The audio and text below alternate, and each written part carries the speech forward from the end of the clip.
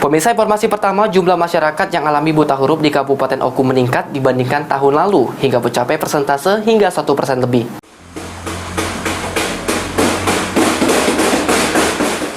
Dari data Pusat Statistik Kabupaten Oku, angka masyarakat yang buta huruf mengalami peningkatan dari tahun 2020 hingga 2021.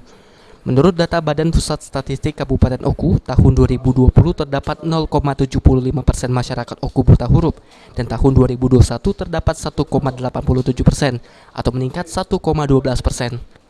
Menurut Kepala Badan Pusat Statistik Kabupaten Oku, Buderianto, paling banyak masyarakat yang buta huruf terjadi pada kelompok usia 20 tahun ke atas.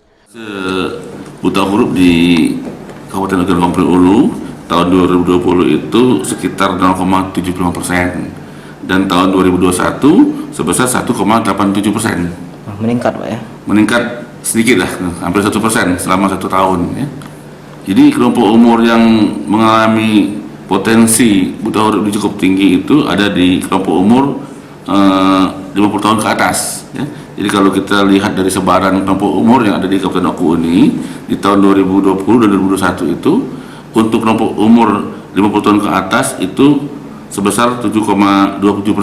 Ya. Sisanya kelompok umur di bawah itu semua 100%. Artinya seluruh penduduk yang ada di Oku ini di bawah umur 50 tahun semuanya melek huruf, tidak ada yang buta huruf. Penyebab buta huruf di usia 50 tahun ke atas atau lansia ini disebabkan saat usia mudanya kemungkinan tidak mengikuti pendidikan formal atau sekolah pendidikan non formal. Adi Prani, Kapal TV.